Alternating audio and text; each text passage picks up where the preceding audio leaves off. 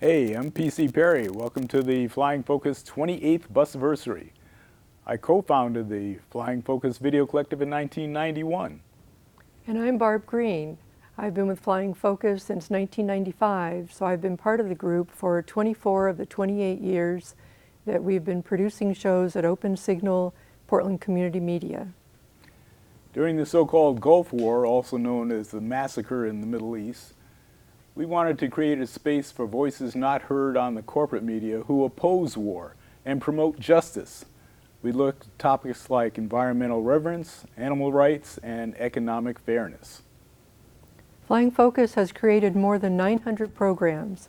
Sometimes you'll see lectures, sometimes forums, and sometimes interviews, protests, or other actions that aren't covered elsewhere. Each year on the Busiversary, people come out from behind the scenes to let you, the viewers, know that anyone can make these videos and why we feel the shows are important. On this show, we will share clips from 24 episodes of the weekly Flying Focus Video Bus, which made up 13 unique programs produced between November 2018 and October 2019. I recorded part or all of 8 of these shows and helped set up one other. As field coordinator, I try to encourage new people in productions. Here's Barb to tell you how you can contact us if you want to join Flying Focus. Grab something to write with and write on. If you want to be part of what we do, call us at 503-239-7456 or call or text 503-321-5051. Texting is new at that number this year. You can also write us email at ffbc@flyingfocus.org. The cable companies are trying to pressure the government so their corporations do not have to continue to fund cable access and set aside channels for showing community-created programs. Make sure you let the people controlling the purse strings know that you support the airwaves, and the airwaves belong to the people. Help us keep creating important videos to share with the community and the world. Our first video we're going to review is Reverend Randy Woodley. He's been invited to the Peace House here in Portland, Oregon, and Barb's going to tell you what he thought about having peace in our community, his community, and across the world. Yeah, he has a really interesting perspective because he's Native American, Right. And he's also a Christian minister, although he describes his relationship with the church as somewhat complicated. That's true. But he has a very interesting perspective on the difference between how peace is looked at in the Native American community as opposed to the Western community. And there was a difference. Yeah, definitely. He spelled it out. Yeah, take a look at that. This country was much more incredibly diverse and tolerant of diversity before 1492. There was never a religious war fought on this continent. And think about that. Think about a lot of the wars in Europe. They were basically over religion, or at least under the guise of religion. Another thing in the Cherokee culture, traditionally, is that there were 2 councils. There was what we call a red council and a white council. Basically, what those really were a civil council and a state council, if you will. So one group dealt with all the matters within the village and village life. The other group dealt with everything outside. So foreign relations, if you will. And so, but sometimes they would call the council, the red council, the war council, and the white council, the peace council, because that's sort of, if you're going to talk about war, the red council had to come in.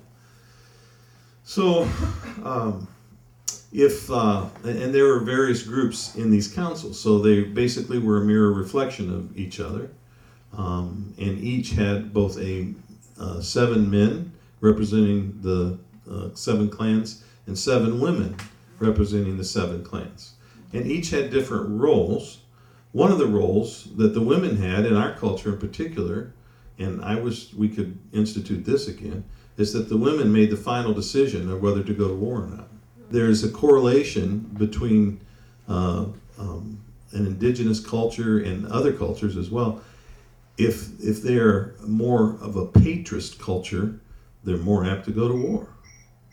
If they're a matrist culture, they're much less apt to go to war. So that's pretty smart of the Cherokee people to say, well, let's let the women make the final decision, right? So what does that tell us now? I think we got the wrong people in charge. Footage from this next piece was brought to us by PDX Justice Media Productions. The topic is Palestine. And how did it look? What was the content? Well, the content is pretty disturbing. This is Dr. Clyde Farris, who went to Gaza in Palestine. The surgeon. Yeah, he was a orthopedic surgeon. Right. And he specialized in repairing legs because so many of these unarmed people in Palestine are being shot by the Israelis at the wall. It's pretty disturbing. There are still thousands of people without adequate shelter. There's so much damage done in those two wars, and they've not been allowed to really get the building materials into Gaza to house people. People are in tents. They have tarps over rubble. It's really kind of pathetic. And then just the claustrophobia. I mean, you got 2 million people squeezed in a small strip of land. You can't go anywhere. I think people tend to get very anxious and very depressed under those circumstances. And there's a constant fear of Israeli attacks. When I was there for 2 weeks in October, they had these drones flying overhead all the time. It's like a Piper Cub overhead all the time. Some of them are surveillance drones, some are weaponized. And they're used to take out cars and motorbikes and pedestrians. Every time the drones were up there and I'd walk from the hotel to the hospital, I'd wonder if I was going to get taken out. And one night when we were there, they actually bombed Gaza, and there were 80 bombs dropped, and it was hot, so I had the window open, and you hear these jet planes come over here, an explosion, then the distance, they get closer and closer and closer. You start wondering, gee, they're getting awful close. The next thing, you get this huge concussion that kind of rattles the windows. You feel the concussion through the window. And I can't imagine putting up with that. This happens a couple times a month at least.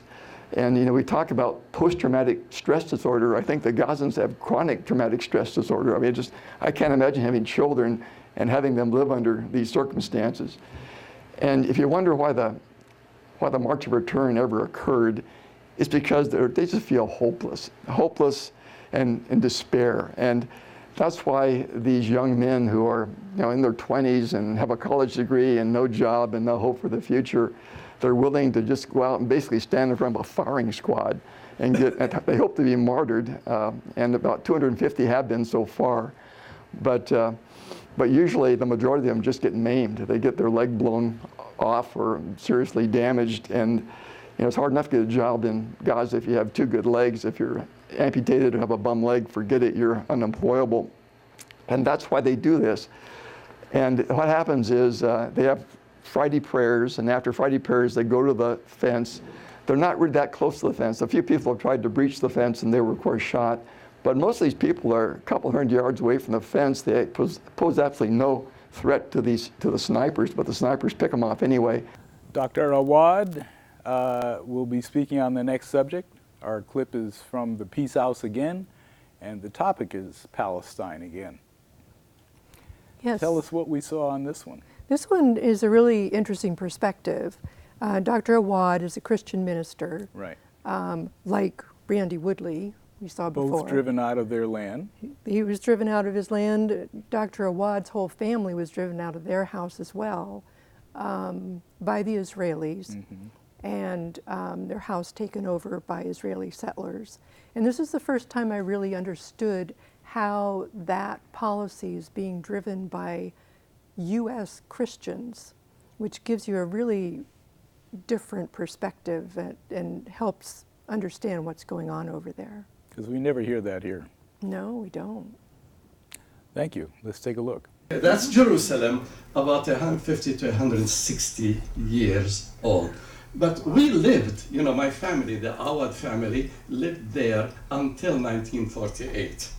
And this is where you see that circle. This is more modern, Jerusalem. And where you see that circle, that is where we lived until 1948. And in 1948, the Jewish militia came and drove us out by force. And my father was killed in that war and left my mother with 7 children. Everything he does it to please 2 people, two groups.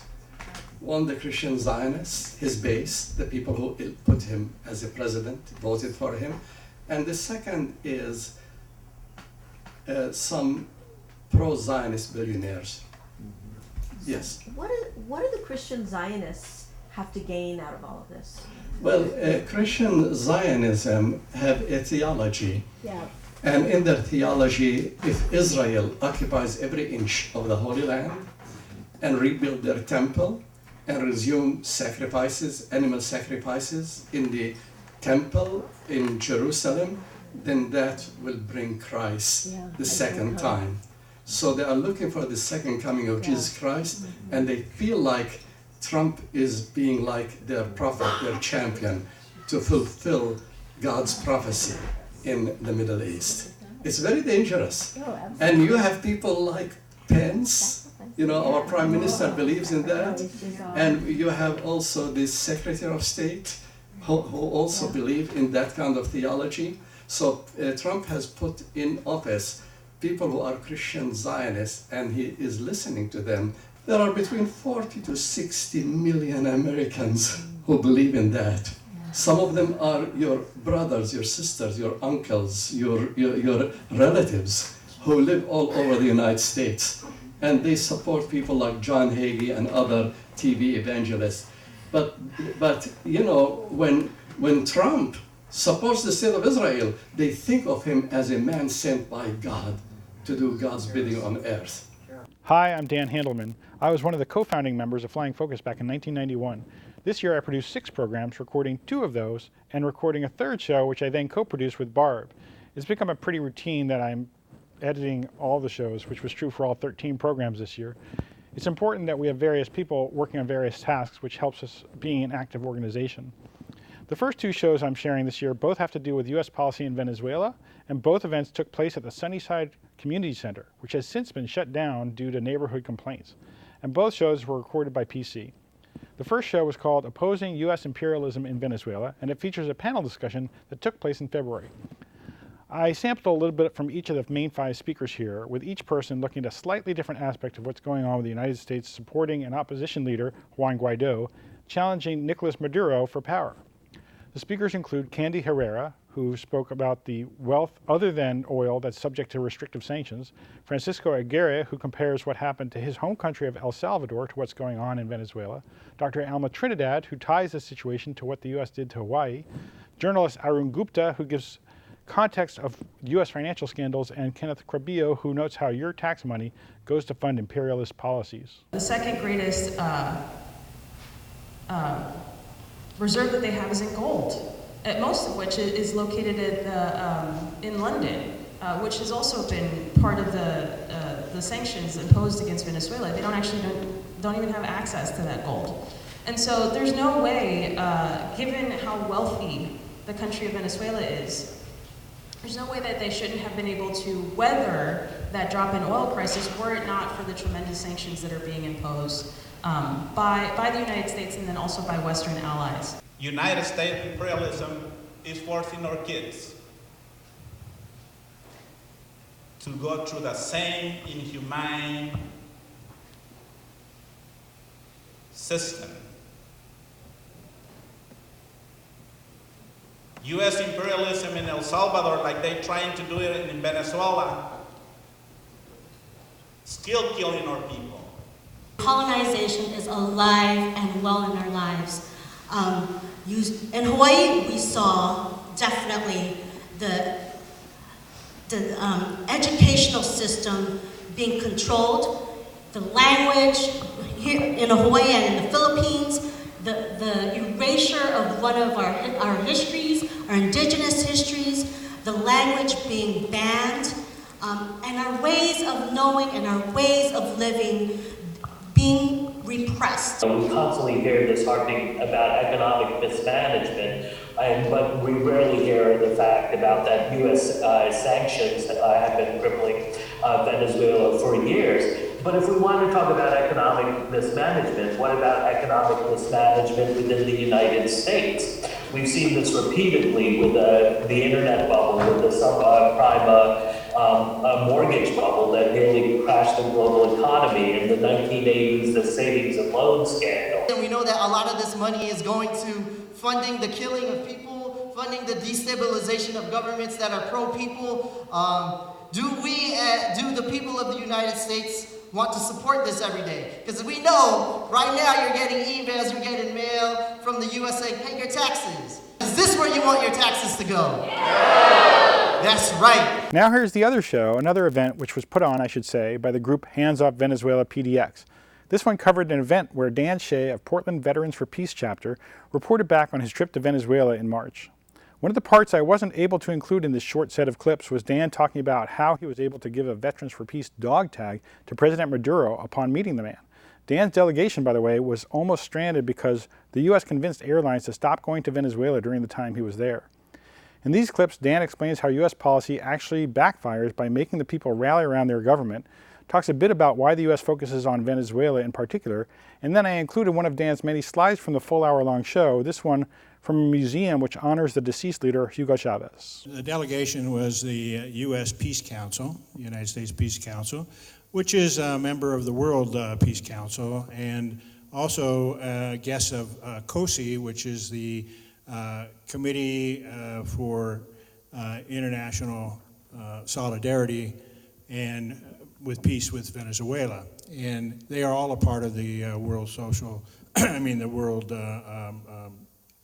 Peace Committee. Nobody likes another country coming in and telling them to bow down and accept their rule over them, and to prop up an unknown, Juan Guaido, who declared himself the president of Venezuela and was recognized by Trump and his cabinet of goons, real monsters in my opinion, fascists. So this brings people together. People still will protect their country against any country that comes in and wants to invade them. Not everybody is happy with what the government's doing, and they undermine it in various ways. Now, the big threat is the socialist government, right? Well, what's the socialism? A pension? Feeding the poor? We live in a socialist nation, a mixed economy, Social Security, unemployment, the things that they want to get rid of and privatize and make everybody pay for. Well, that's the socialism that's in Venezuela. For the most part, it's capitalist. For the most part, people are looking for profits and business, just like anybody else. And we saw that everywhere. So I don't know what the threat is. The only threat I see is that it's an independent nation who is running its own oil wells. And the U.S. pretty much said that's what they're after. They're after the oil. Well, look at this. This is at the tomb. It's a museum, but it's also at the tomb of Chavez, Hugo Chavez. And so they had these incredible pictures. Finally, here are some clips from another show that PC recorded featuring a demonstration at Portland's Rose Festival. The action was designed to protest the presence of warships and military recruiters at the waterfront, an action that's coordinated every year by War Resisters League. I helped organize this event through another group I'm with, Peace and Justice Works. We set up the 12-foot tall Tower of Peace you'll see. You'll hear from local WRL point person John Greshow, as well as other people who attended about why they're there, things they do for peace, things that happened to them during the protest, and what it means to be a war tax resistor. In between clips, you can hear someone singing Down by the Riverside, which I thought was an appropriate song given the location. The audio came from a recording of an earlier Hiroshima Day event in a show Barb made back then, which was coincidentally recorded in the same area of Waterfront Park. Part of the Rose Festival, which is attached to the waterfront where the city fair is held, is what's known as Fleet Week, where fleet ships from the U.S. Navy and the Coast Guard and even Canadian war vessels come in to the waterfront, and it doesn't really seem appropriate for a family event to have ships that are designed for warfare. I ain't gonna study war no more, I ain't gonna study war no more. He said that something about me calling them warmongers. Now, how does that make them warmongers? I said, I never said that. I never called them warmongers. You said that, not me. And he said, oh, well, I guess I'm wrong then. I'm sorry. He didn't mean it. He was saying that sarcastically. But he walked off eventually, cursing me. Down by the riverside, down by the riverside.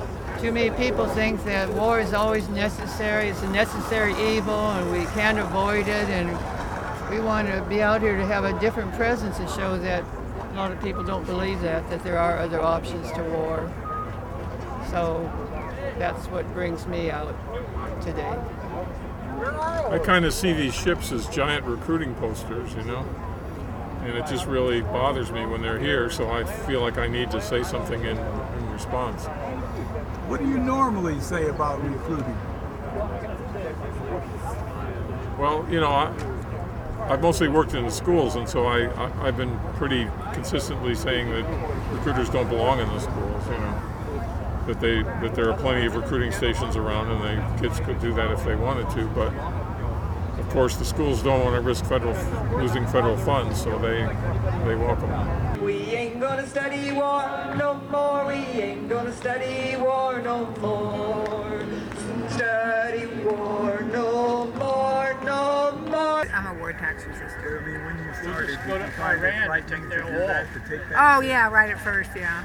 But I went to some workshops and I decided I didn't care what happened to me. I felt so strongly about it. But my fears are really unfounded. They attach my Social Security every year. But they're limited to how much they can take, so. This brings us to the end of part 1 of the 28th Busiversary. I'm PC Peri of the Flying Focus Video Collective. Thanks for joining us. And I'm Dan Handelman. Please sign up to get information from Flying Focus about our productions or volunteer info by calling us at 503-239-7456. Our show times are at 503-321-5051. You can leave a message there or text us at that number. You can also write to us at ffvc@flyingfocus.org. As an all-volunteer nonprofit group, we are funded almost entirely by donations. Some people request DVDs or online copies of our shows. As part of our efforts to demystify media making, we want to introduce you to the people behind the scenes today. We have Moss, Tom, Jim, Alva, Alan, Diane, and Daniel, and Karen. You can learn to make programs through Open Signal Portland Community Media by taking classes, then borrowing their equipment, using it outside or in their studios. Thanks for watching. Tune in next week at the same time for part 2 of the 28th Busiversary.